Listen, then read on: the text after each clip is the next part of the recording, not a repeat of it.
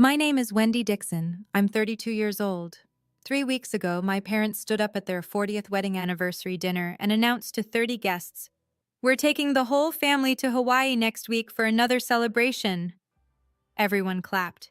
My sister squealed with excitement. I smiled, already imagining palm trees and ocean breezes, my first real vacation in years. Then I made the mistake of asking a simple question. What time is our flight? My father looked at me like I'd spoken a foreign language.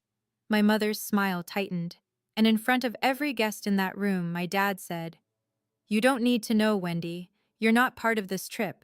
Someone has to stay behind and take care of the kids." 30 pairs of eyes.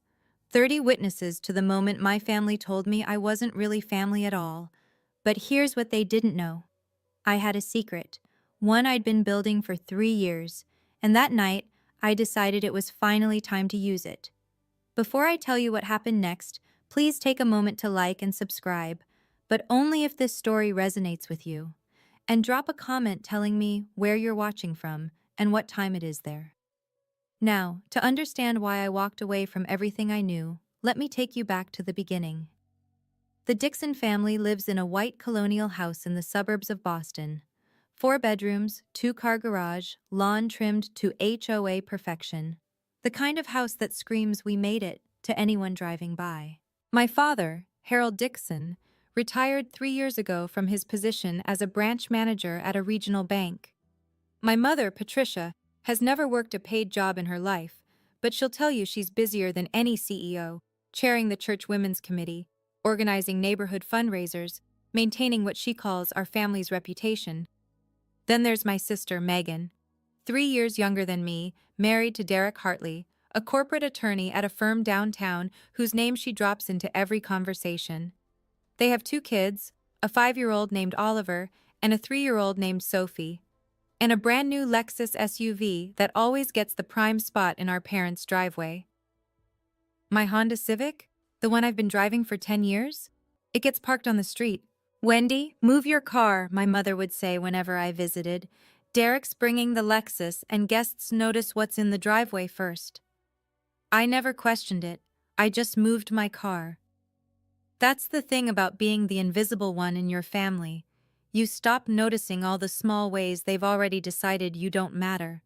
The nicer parking spot, the better seat at the table, the way your mother introduces your sister to guests by her husband's job title, while you're just Wendy, she helps out. I work as a part-time accountant, mostly remote clients. Flexible hours, modest income. Nothing impressive by Dixon family standards. But I never told them about the other thing I do. The thing I started 3 years ago, after my life fell apart in a different way. I never told them I'd learned to see. Let me paint you a picture of what helping out looks like in the Dixon family. Thanksgiving? I arrive at 6 a.m. to start the turkey. I set the table with my mother's Wedgwood china, the set I'm not allowed to use, only to wash. I arrange the flowers, polish the silver, coordinate the timing of 7 side dishes. Megan arrives at noon in a cashmere sweater, kisses everyone hello, and sits down to be served. Christmas? Same routine. Plus wrapping all the presents my mother bought, because her arthritis is acting up. Funny how her arthritis never stops her from playing bridge 3 times a week. Birthday parties for my niece and nephew? I'm the entertainment coordinator, the cleanup crew, and the backup babysitter all in one.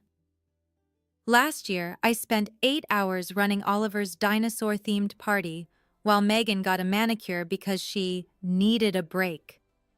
The one time I asked if maybe, just maybe, I could skip a family event because I had a deadline for a client, my mother's voice went cold. Family comes first, Wendy. We all make sacrifices. Except I'm the only one who ever seems to make them. The breaking point comes in small moments, like the year I got my Christmas gift, a kitchen apron that said "World's Best Aunt" in glittery letters. Megan gave it to me. She smiled like she'd done something thoughtful. I wore it. I wore it every single time I came over to cook, clean, and babysit. Do you want to know when I realized the truth? It hit me one random Tuesday evening while I was scrubbing my mother's Le Creuset pot after yet another family dinner. I couldn't remember the last time anyone had invited me somewhere without expecting me to work. 3 years ago, my life fell apart. I'd been dating a man named Kevin for 4 years. We talked about marriage, about kids, about a future. Then one evening, he sat me down and said the words I'll never forget. "I love you, Wendy, but I don't think I'm in love with you anymore. You're just there. You're always just there. Always just there, like furniture, like wallpaper." After he left, I wandered into a pawn shop downtown. I don't know why. Maybe I was looking for something to fill the hole. That's when I saw it. A Canon DSLR camera, used but well-maintained, tagged at $180. I bought it with money I should have saved. I told no one. That camera became my secret. I started photographing things most people ignore. Elderly women at bus stops, the tired faces of overnight janitors, the calloused hands of a street vendor. People who society looks right through, the same way my family looks right through me. I called the series Invisible Women. I created an anonymous Instagram account. No face, no real name, just the photos. Over 3 years, I gathered 12,000 followers, people who saw what I saw, people who understood. I kept the camera wrapped in an old cashmere scarf at the back of my closet. It was the only thing I ever kept for myself. 3 weeks before my parents' anniversary party, I got an email that I almost deleted as spam. It was from a gallery in Monterey, California, Coastal Light Gallery, asking if I'd be interested in discussing my work. I stared at that email for 20 minutes before I realized my hands were shaking. But I didn't reply. Not yet. Because good things didn't happen to people like me. There's one person in my family who actually sees me. Her name is Ruth, and she's my mother's younger sister. Aunt Ruth is what my mother calls the family disappointment. She never married. She followed her passion for ceramics instead of getting a real job. 20 years ago, she moved to Carmel by the Sea to open a small cafe with a pottery studio in the back. My mother hasn't forgiven her since. Ruth threw away her potential, my mother likes to say. She could have had a good life, but she chose to play with clay. I've been calling Aunt Ruth every Sunday night for 7 years. My mother doesn't know. It was Aunt Ruth who first saw my photographs. I'd sent her one, just one, testing the waters, and her response made me cry. "Wendy, this is extraordinary. You have a gift." Nobody had ever called anything I did extraordinary. She was the one who encouraged me to keep shooting, to keep posting. And she was the one who 3 weeks before my parents' anniversary said something that changed everything. "Wendy, I hope you don't mind, but I sent your Instagram link to someone, a gallery owner I know in Monterey. His name is Marcus Coleman. He's looking for emerging artists." I nearly dropped the phone. "Aunt Ruth, that's the gallery that emailed me." "I know, sweetheart. He told me. He wants to talk to you about a solo exhibition." Silence, my heart pounding. "But that's real. That's an actual career thing." "Yes, it is." Her voice was gentle but firm. "And you deserve it. You don't need anyone's permission to pursue what you love. I learned that lesson late. You don't have to." That night, I replied to Marcus Coleman's email. Now let me bring you to the night that changed everything. My parents' 40th wedding anniversary. A milestone worthy of a party, according to my mother, which meant 30 guests, a catered menu that I would assist with to save money, and an evening of celebrating the Dixon family's 4 decades of picture-perfect marriage. The preparation started a week before. I took 3 days off from my accounting clients to help set up. I ordered flowers, white roses and peonies, per my mother's specifications. I hand-wrote 60 place cards in the calligraphy she insisted upon. I coordinated with the caterer, pressed the tablecloths, polished the Waterford crystal glasses that had been a wedding gift 40 years ago. On the day of the party, I arrived at 7 a.m. I wore jeans and a t-shirt because there was no point dressing up when I'd be in the kitchen for the next 10 hours. By 6 p.m., the house looked perfect. Candles glowed on every surface. The dining table stretched across the living room, set for 30 with my mother's finest china. I had changed into a simple black dress, nothing fancy, nothing that would draw attention. Wendy, my mother's voice caught me in the hallway. She looked me up and down, frowning. Is that what you're wearing? It's black. I thought it was appropriate. It's fine, I suppose. Just stay in the background. Today is about your father and me. I nodded. I always nodded. Guests began arriving at 7.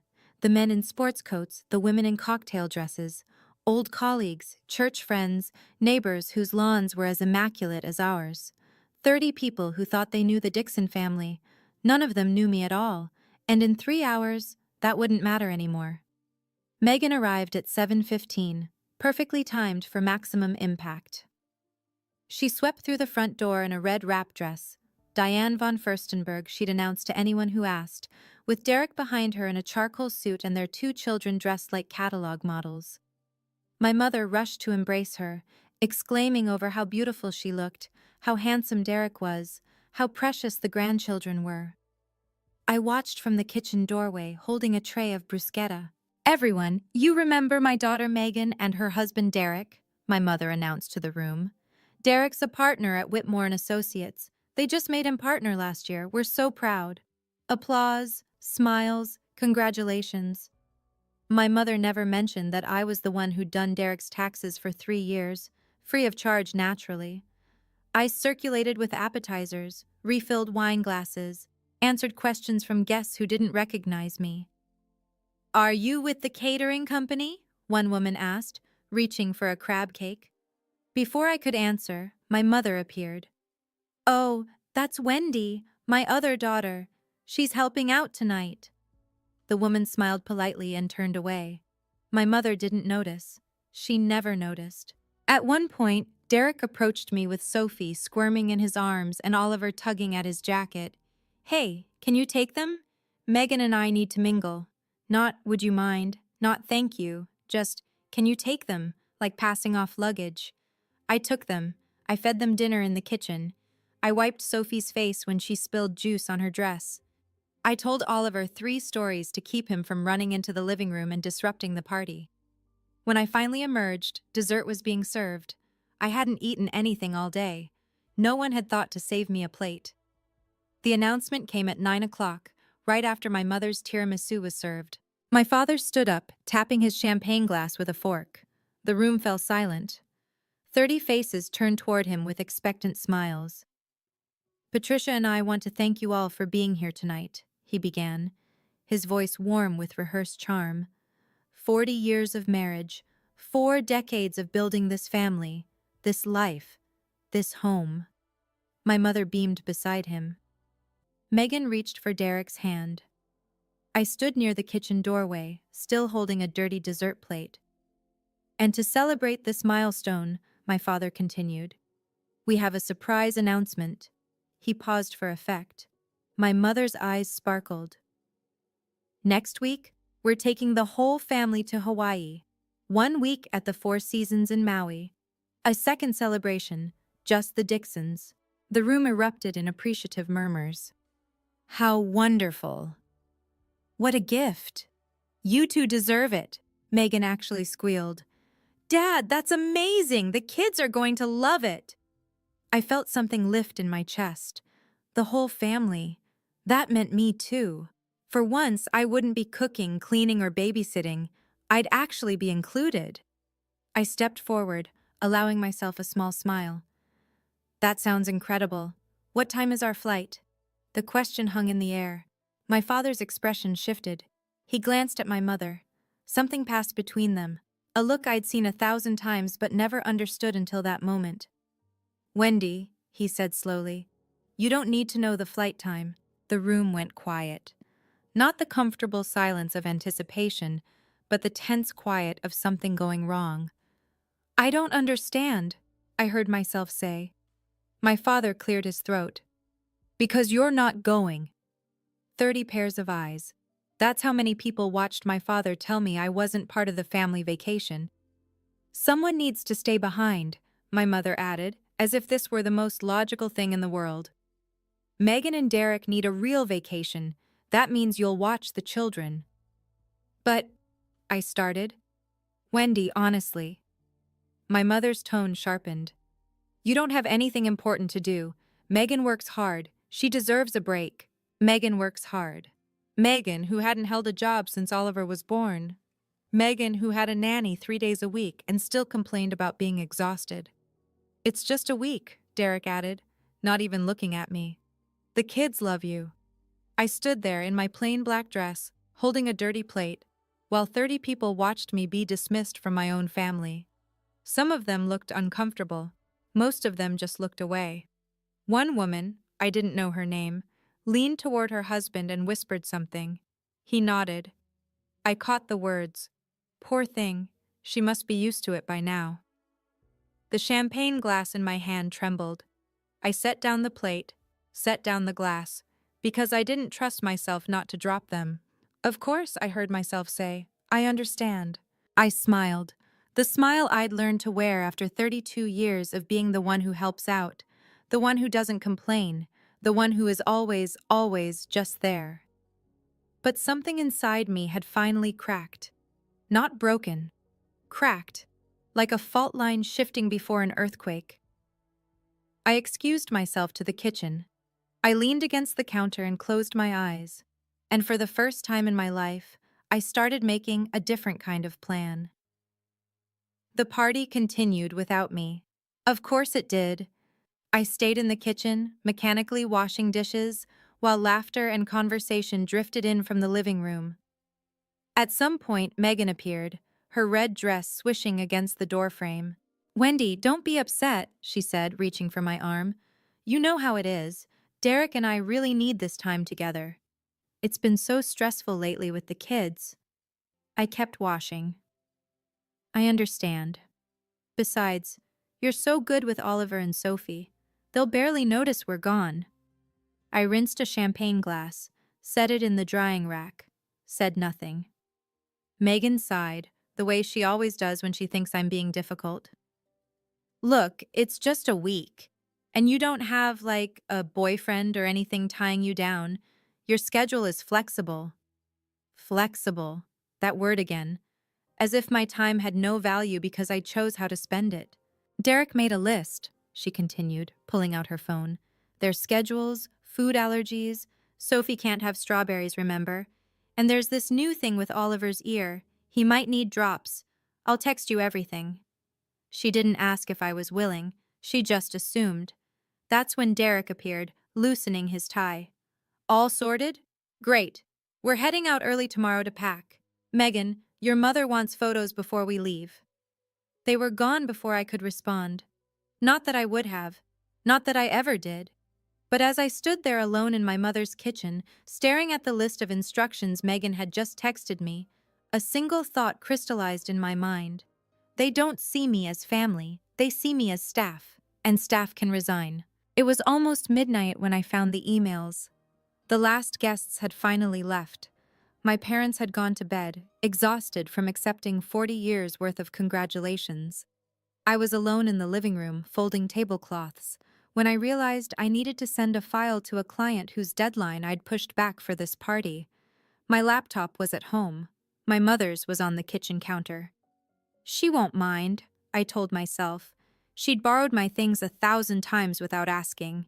I opened the laptop. Safari was already running, and there it was. My mother's Gmail, still logged in. I should have clicked away immediately. I should have minded my own business. But I saw my name in the subject line of a recent thread. Hawaii arrangements, Wendy situation. My finger hovered over the trackpad. I knew I shouldn't. I knew whatever I found would hurt. I clicked anyway. The thread was between my mother and Megan, starting a week before the party. From Patricia Dixon. To Megan Hartley. Keep Wendy here to watch the kids. She doesn't have anything important to do anyway. Derek was right. It's like having free help. She should be grateful we give her something to do. And Megan's reply. Totally agree, Mom. She'll probably feel useful for once. It's kind of sad, honestly, but at least it works out for us. I read those words 3 times to make sure I understood them. Free help. She should be grateful. Kind of sad. I took screenshots. I emailed them to myself. I deleted my email from the sent folder and cleared the browser history. Then I sat in my mother's dark kitchen, in the house where I'd grown up, and finally let myself understand exactly what I was to them. I drove home at 1 in the morning through empty streets. My apartment was small, a one-bedroom in a building that hadn't been updated since the 90s. Beige carpet, white walls, furniture I'd bought secondhand. My mother had called it depressing the one time she visited, but it was mine, the only space where I could breathe. I sat in the darkness for a long time, staring at my phone. The email from Marcus Coleman glowed on the screen, the one I'd answered but never followed up on. We'd exchanged a few messages about a potential meeting. He wanted to see my full portfolio in person. He was excited about the series. I could go. I could actually go. I picked up my phone and called the only person who would understand. Aunt Ruth answered on the second ring, even though it was past midnight. "Wendy, what's wrong?" I told her everything. The announcement, the humiliation, the emails. My voice cracked exactly once when I read aloud the words "free help." When I finished, there was silence on the line. Then Aunt Ruth said something I'll never forget. "Wendy, I have a spare room above the cafe. I need help with the morning shift anyway. And that gallery? It's 20 minutes from my place." "Aunt Ruth, I can't just—" "Yes, you can. You can leave. You can choose yourself for once. The only person stopping you is you." I hung up at 2 in the morning. By 6, I'd started packing. 3 suitcases. My camera equipment, my laptop, the cashmere scarf that had wrapped my Canon for 3 years. I left behind the world's best aunt apron. For the first time in 32 years, I was choosing myself. If you've made it this far, I want to ask you something. Have you ever had to choose between your family and yourself? Have you ever stood at a crossroads where staying meant losing who you were? Tell me in the comments, what would you do? Would you stay and endure it, or would you leave? And if this story matters to you, please hit that like button. Now let me tell you what happened when I told them I was leaving. 2 days before my family's Hawaii trip, I drove to my parents' house one last time. My mother was in the living room, coordinating outfits for the vacation. Megan sat on the couch, scrolling through resort reviews. Derek was somewhere upstairs, probably on a work call. My father was reading the paper in his armchair, the way he always did, present in body, absent in attention. "I need to tell you something," I said from the doorway. My mother barely looked up. "If it's about the children's schedule, Megan already sent it to you." "It's not about that." I steadied my voice. "I'm not watching the kids. I won't be available." That got their attention. Megan's head snapped up. My mother's hands froze over a pile of sundresses. "What do you mean, not available?" my mother asked. "I have a work opportunity in California. I'm leaving tomorrow." "California?" My father lowered his newspaper. "What kind of work opportunity?" "It's professional. Something I've been working toward." I didn't owe them the details. I didn't owe them anything. Megan's face twisted.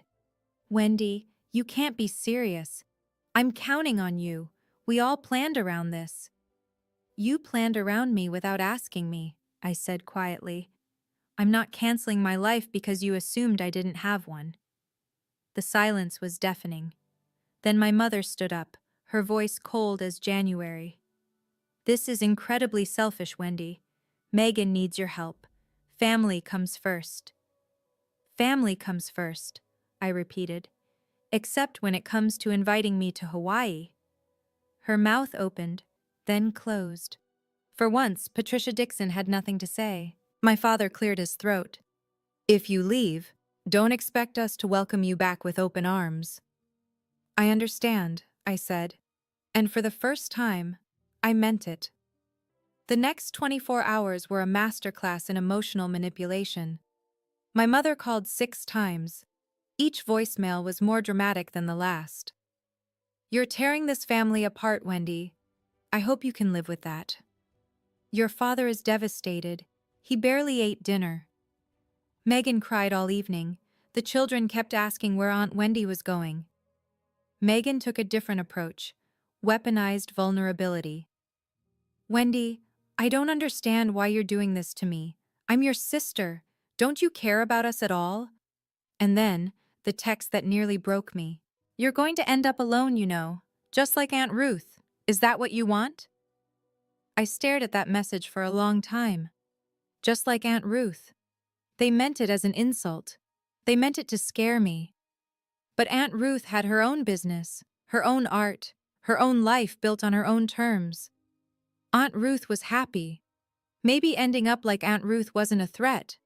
Maybe it was a promise. I turned off my phone.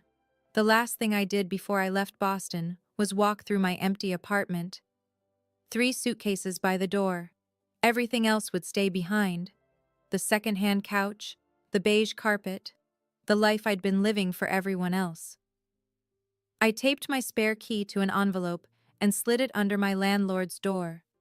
Month-to-month lease, paid through the end of January. Clean break. I loaded my car as the sun came up.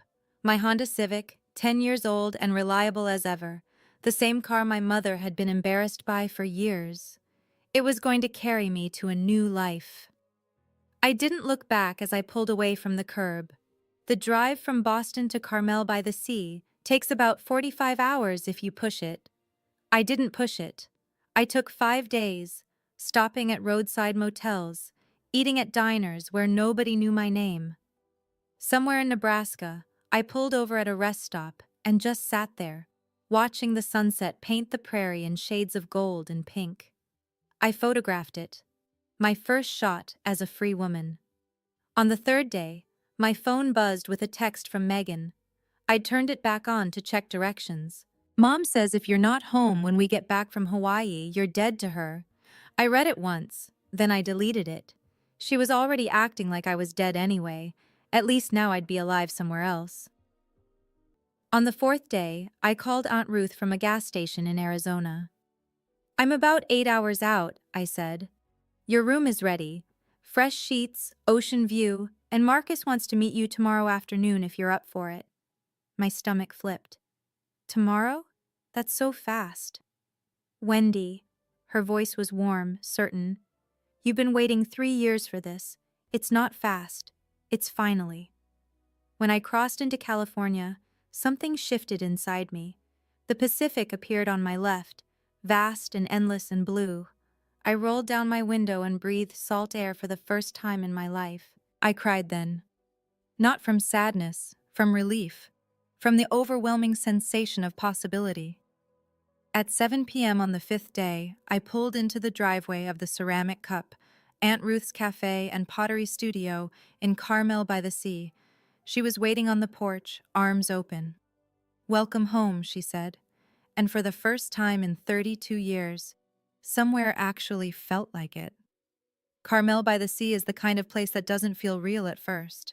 Cottages with storybook rooftops, art galleries on every corner, ocean mist rolling through cypress trees. The whole town felt like a painting someone had dreamed into existence. Aunt Ruth's Cafe sat on a quiet street 2 blocks from the beach. The Ceramic Cup, hand-lettered sign, blue shutters, window boxes overflowing with lavender.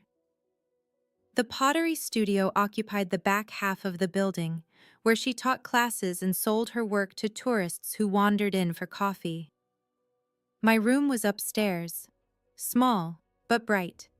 A bed with a white quilt, a desk by the window, and a view of the Pacific that made my chest ache with something I couldn't name. "You'll work the morning shift," Aunt Ruth explained over dinner that first night. 6 to noon. After that, your time is yours. "I don't know how to thank you for this." She waved her hand. "Don't thank me. Just build something. That's payment enough." The next morning, I woke before dawn.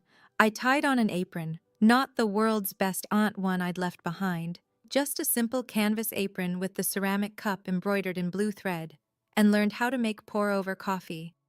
Customers came and went. locals who knew Ruth by name, tourists charmed by the homemade scones. I took orders, wiped tables, chatted with strangers who had no idea I'd run away from my entire life 5 days ago. By noon, I'd made $37 in tips. I'd smiled more than I had in months. And at 2 o'clock, I had an appointment at Coastal Light Gallery. I showered, changed into the nicest dress I owned, and walked 3 blocks to meet the man who might change everything. Marcus Coleman looked nothing like I expected. I'd imagined someone intimidating, slicked back hair, designer suit, the kind of gallery owner who made artists feel small. Instead, the man who greeted me at Coastal Light Gallery was tall and weathered, with silver hair and kind eyes. He wore a linen shirt, sleeves rolled up, and smiled like we were already friends. "Wendy Dixon," he said, shaking my hand. "Ruth has told me a lot about you, but the work speaks for itself." He led me through the gallery. White walls, natural light, photographs and paintings displayed with careful precision. This was a serious place, a place where art mattered. "I've looked through your Instagram extensively," Marcus continued. "The Invisible Women series is extraordinary. There's a truth in those images that most photographers spend decades trying to capture." I didn't know what to say. I'd never heard anyone describe my work that way. "This one." He stopped in front of a large monitor displaying my portfolio. On screen was a photograph I'd taken 2 years ago, an elderly woman waiting alone at a bus stop, her face a map of lines and quiet dignity. "This is the one that made me reach out. There's something in her eyes. Patience, maybe. Or resignation. It's heartbreaking." "She was waiting for a bus that came late," I said quietly. "She'd been standing there for 40 minutes. Nobody stopped to offer help." Marcus nodded slowly. "You see people, Wendy. Really see them. That's a gift." He turned to face me, and his next words landed like a key turning in a lock. "I'd like to offer you a solo exhibition, 15 pieces, opening in 6 weeks. We'll cover printing, framing, and marketing. You keep 60% of all sales." I signed the contract on a Tuesday afternoon, sitting at Marcus's desk, with sunlight streaming through the gallery windows. The document was simple: 15 photographs. Opening night scheduled for late August. Coastal Light Gallery would handle production costs, printing, framing, installation, marketing materials. I would receive 60% of all sales revenue, with the gallery retaining 40% as commission. "Standard terms," Marcus assured me. "Fair terms." But as I read through the pages, my hands started to shake. "Take your time," Marcus said gently. "This is a big step." It wasn't the business terms that overwhelmed me. It was seeing my name printed in official type. Artist, Wendy Dixon. A legal document recognizing that my work had value, that I had value. I thought about all the times I'd done my family's taxes without credit, all the parties I'd organized without thanks, all the hours spent caring for children who would grow up never knowing how much I'd given them. Not once had my name appeared on anything that celebrated my contribution. Until now. "The exhibition title," Marcus said, pointing to a line near the bottom. "I'd like your approval. We're proposing Invisible Women, Portraits of the Overlooked." Invisible Women. "It's perfect," I whispered. I signed my name on the line. Marcus countersigned as witness. The document was notarized by his assistant, a young woman named Julia, who stamped the pages with official precision. When it was done, Marcus handed me my copy. "Congratulations, Wendy. You're officially a represented artist." I walked out of that gallery holding the contract against my chest. Physical proof that I wasn't nothing, that I'd never been nothing. For 3 years, I'd built something in the shadows.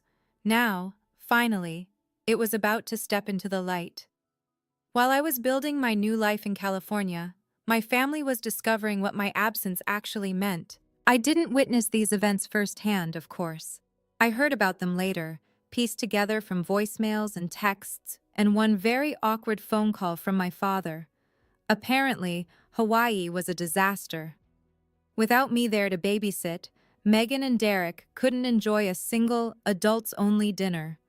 Oliver threw a tantrum on the beach because no one had remembered to pack his special sandcastle bucket, something I always remembered. Sophie developed an ear infection on day 3, and nobody could find the pediatrician's number because I'd always been the one to keep track of medical information. My mother spent most of the trip complaining that the resort staff wasn't as attentive as expected. She called the concierge 3 times to complain about turned-down service. She sent back her Mai Tai twice. "This isn't relaxing at all," she reportedly said. "Who planned this trip?" My father, wisely, did not remind her that she had planned it herself. The texts started arriving on day 4. "Wendy, where are the kids' medication records? Wendy, what's Oliver's bedtime routine? He won't sleep. Wendy, the restaurant doesn't have a kids' menu. What would they eat?" I didn't respond. I was too busy printing proofs at a photography lab in Monterey, selecting frames, and meeting with a journalist from Carmel magazine who wanted to interview me. But here's the thing about absence. It teaches people what they've been taking for granted. On day 6 of their Hawaiian vacation, Megan did something she'd never done before. She searched my name on Google, and for the first time, she found something other than a blank page. 6 weeks later, I stood in the center of Coastal Light Gallery and couldn't quite believe it was real. 15 of my photographs hung on the walls, each one printed large and framed in simple black. The gallery glowed with soft light. A string quartet played in the corner. Marcus's idea, not mine. A bartender in a crisp white shirt poured champagne. 50 guests moved through the space. Local artists I'd met through Aunt Ruth. Collectors Marcus had invited. A journalist from Carmel magazine, already taking notes.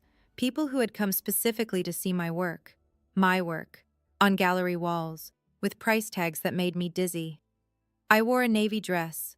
Simple, elegant, nothing that screamed for attention. My hair was down for once. I'd even put on lipstick, something I rarely did. Aunt Ruth appeared at my side, pressing a glass of champagne into my hand. "How do you feel?" "Terrified," I admitted.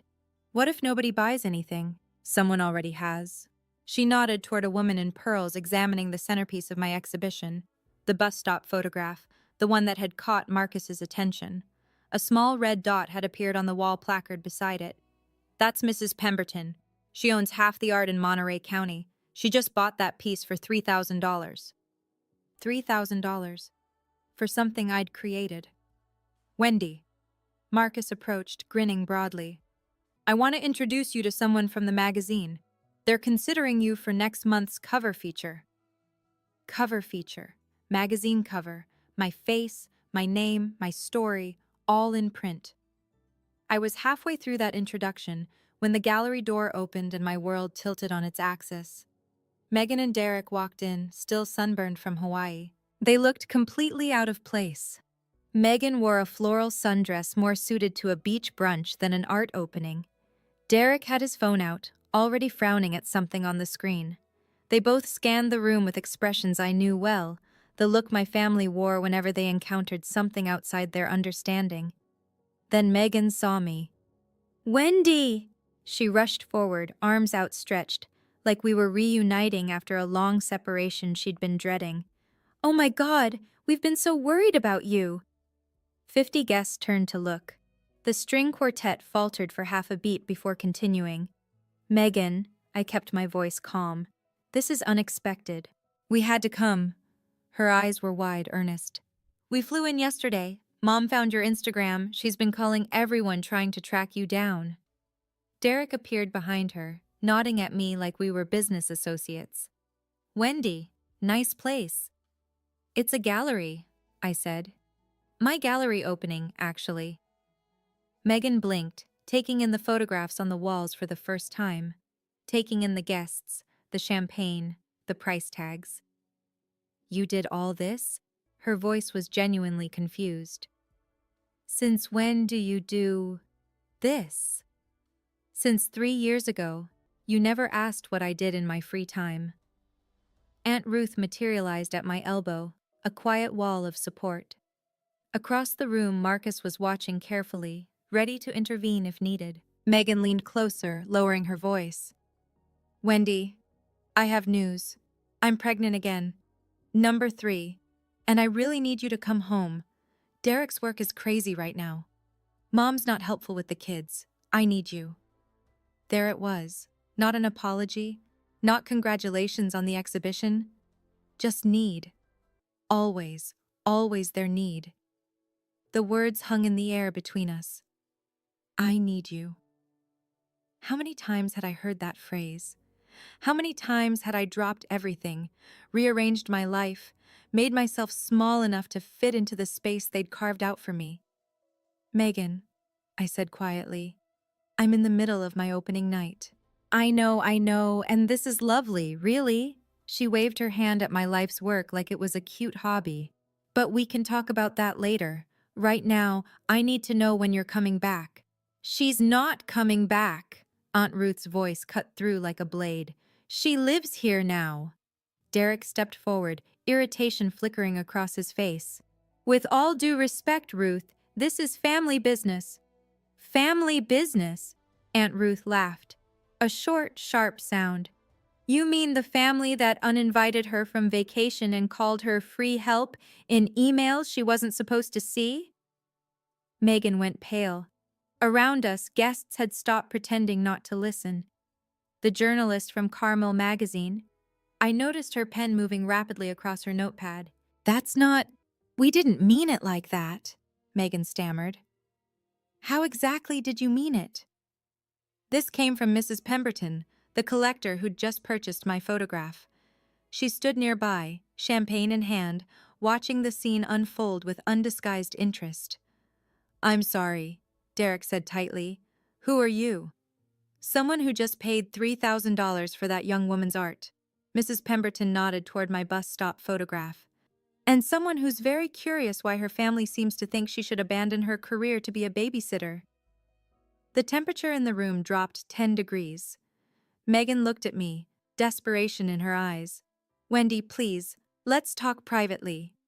Let me pause here for a second. If your family showed up at the most important night of your life, not to celebrate, but to drag you back to a life where you didn't exist, what would you say? Tell me in the comments. I really want to know. And if you want to hear what happened next, make sure you're subscribed so you don't miss anything. Now, let me tell you what I said. I didn't retreat to a corner.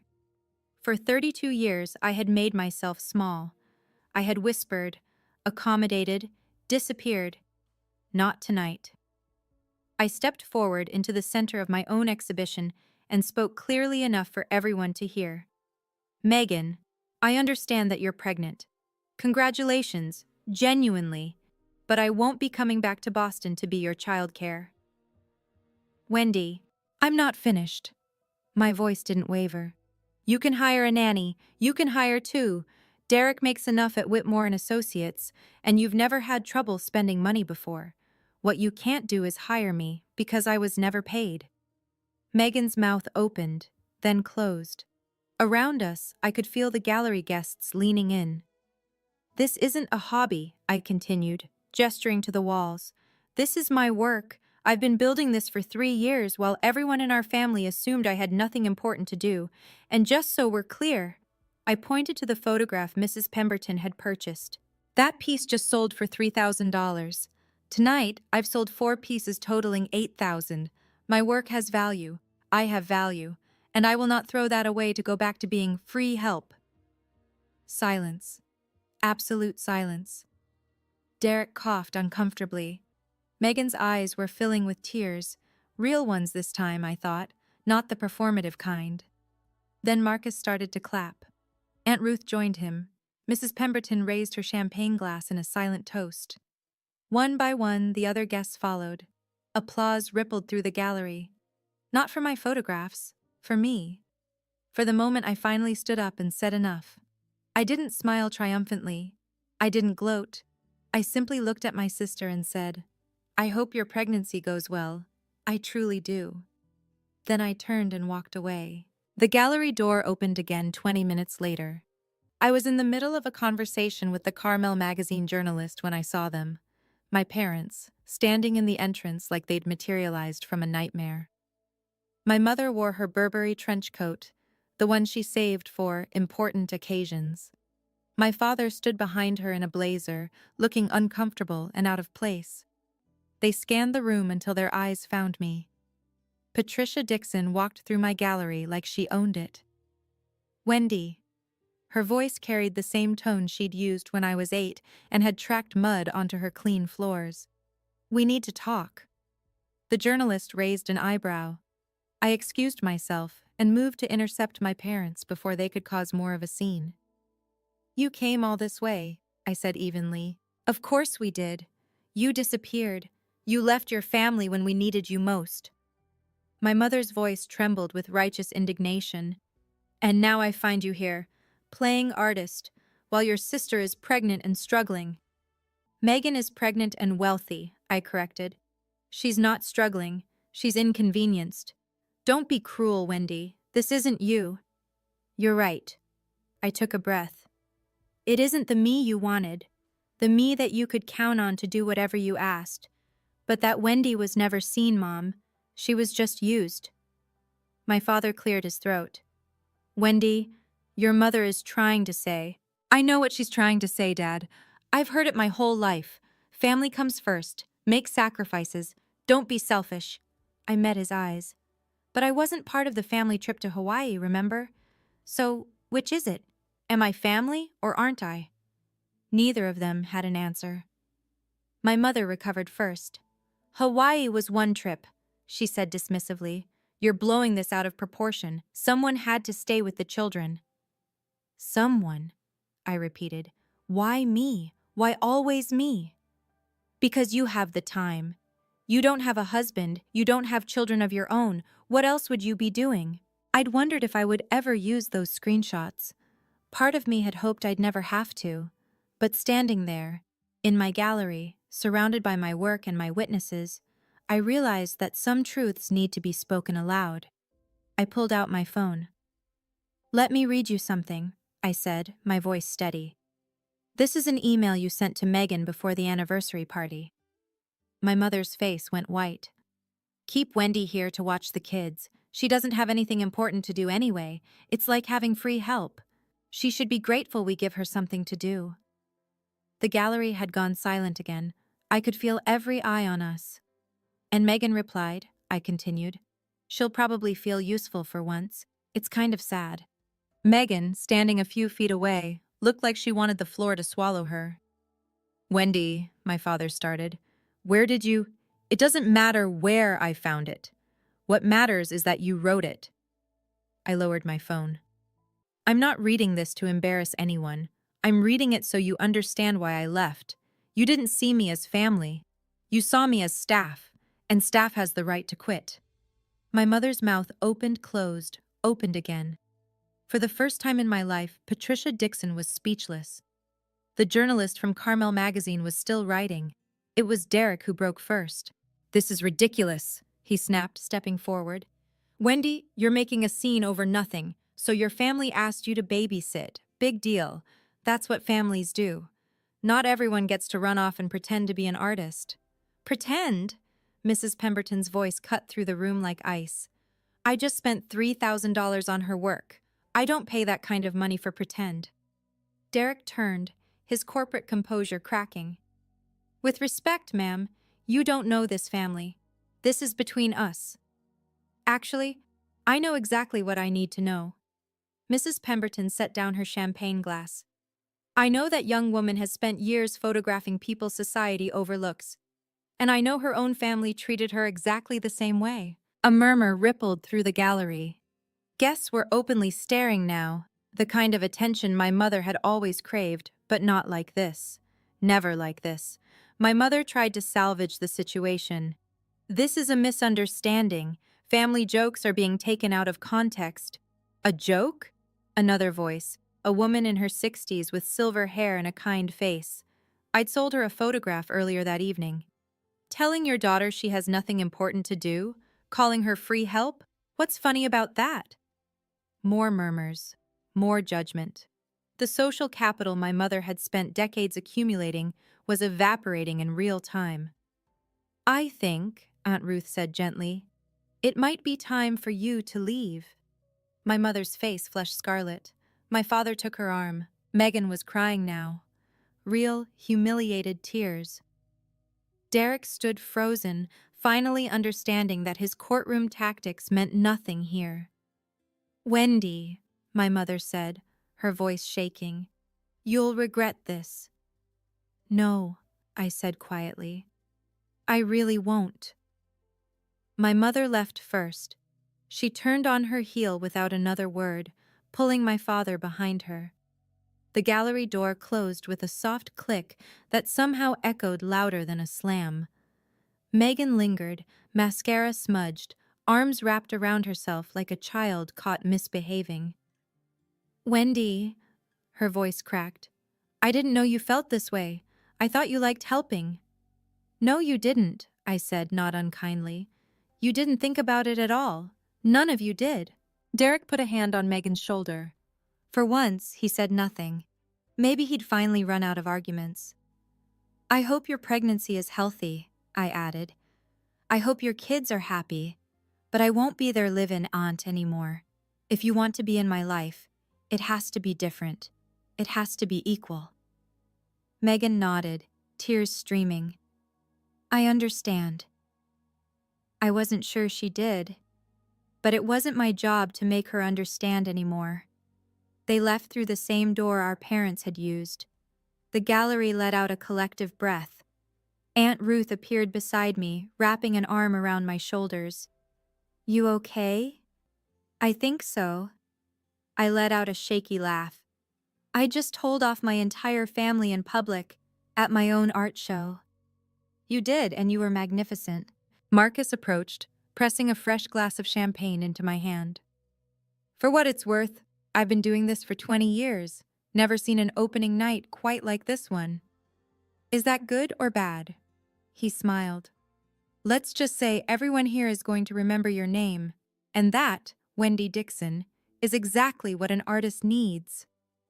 I looked around at my photographs, my gallery, my new life. For once, I didn't feel invisible. By the time the gallery closed that night, I had sold 8 of 15 photographs. 8 pieces, $14,000 in total sales. 8,400 would go to me, 60%, just like the contract promised. Marcus handed me the printout of the evening's transactions as the last guest filtered out. Not bad for an opening night, especially one with unexpected family drama. I stared at the numbers. $8,400, more than I'd made in 3 months of part-time accounting work. "Mrs. Pemberton wants to commission a piece," Marcus continued. "She has a vacation home in Big Sur, wants you to photograph the coastline." "A commission?" "Private collectors often work that way. She liked your eye. She wants to see what you do with her landscape." He handed me a business card. "Her assistant's contact. Call them next week." I tucked the card carefully into my clutch, next to my copy of the gallery contract. "And the magazine interview," Marcus added. "Susan said she has enough material for a feature. They're considering you for next month's cover." Cover? Of an actual magazine, with my name and my face and my story. Aunt Ruth helped me carry the unsold photographs back to my room above the cafe that night. 7 pieces, still waiting for the right buyers. But 7 was better than 15. 7 meant people had seen value in what I created. I set the check on my desk, the first check I'd ever received for my art, and photographed it. Not to post anywhere, just to remember. Payable to Wendy Dixon, $8,400. Proof. Physical proof that I wasn't nothing, that I'd never been nothing at all. 2 months later, my new life had a rhythm. I woke at 5, watched the sun rise over the Pacific from my window, and opened the ceramic cup by 6. Morning shift until noon, pouring coffee, chatting with regulars, learning the names of locals who now recognized me as Ruth's niece, the photographer. Afternoons belonged to my work. I'd rented a small studio space 3 blocks from the cafe, just big enough for my editing equipment and a printing station. The gallery exhibition had closed, but Marcus had already scheduled another show for spring. This time, a series called Boundaries, photographs of edges, thresholds, the spaces between belonging and being alone. It felt right. The magazine article came out in October. My face on the cover of Carmel magazine, next to the headline, "The Artist Who Learned to See Herself." The article told my story, edited, of course, with names changed to protect the innocent and the guilty alike. But the truth was there. The invisibility, the breaking point, the choice. People reached out. Women who'd been the family helper, the reliable one, the one everyone forgot to thank. Their messages filled my inbox like a chorus of recognition. I thought I was the only one. "You gave me permission to leave. Thank you for showing me it's possible." My family reached out too, eventually. Megan texted after the baby was born. A girl named Charlotte. She sent a photo, I sent congratulations and a gift card, nothing more. My mother called once, I didn't answer. She left a voicemail asking if I'd gotten this out of my system yet. I deleted it. But my father surprised me. His email arrived on a Tuesday evening, 3 sentences long. "Wendy, I saw the magazine. I'm proud of you." That one I kept. Today, I'm sitting in my studio looking out at the Pacific. The Canon camera I bought from that pawn shop still sits on my shelf, older now, battered, but still working. Next to it sits a newer model, one I purchased with money I earned from my art. Both cameras matter. One reminded me to see, the other proves that people saw me back. My second exhibition opens next month. Boundaries. 15 new photographs, each one exploring the edges of connection, where family ends and self begins, where obligation crosses into exploitation, where love becomes something else entirely. I think it might be my best work yet. Aunt Ruth stops by every morning with coffee and commentary.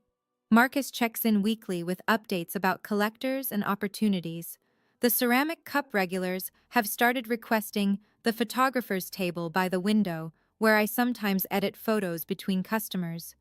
I'm not rich, I'm not famous, but I'm seen, and that's enough. As for my family, we exist in a new configuration now. Christmas cards, birthday texts, the occasional update about the children. Civil, distant, healthier than before. I haven't been back to Boston. Maybe someday I will. But only as a visitor, never as the help. The other day I was going through old photographs and found one I'd taken years ago. A self-portrait, shot in the mirror of my Boston apartment, back when I was still invisible. The woman in that photo looked tired, defeated, like she was waiting for permission to exist. I deleted it. That woman is gone now. In her place is someone who takes up space, who creates beautiful things, who says no when she means no, and yes only when she chooses. Someone who finally let herself be seen. That's the real story. Not revenge, not triumph, just freedom. From a psychological perspective, Wendy's story illustrates something called parentification. When a child, often the eldest, takes on adult responsibilities without recognition or reciprocity. She also occupied the scapegoat role, the family member whose needs are consistently deprioritized, while a golden child, Megan, receives endless attention and resources. Here's what I want you to take away from this. Setting boundaries isn't betrayal. It's not abandonment. It's the recognition that you cannot pour from an empty cup, and that the people who truly love you won't ask you to. If you're in a situation like Wendy's, remember, your worth isn't measured by how useful you are to others. It's inherent. It was always there. And sometimes, the bravest thing you can do isn't fight back. It's walk away. Build something of your own. Let your life speak louder than any argument ever could. You deserve that. We all do. Until next time, take care of yourself.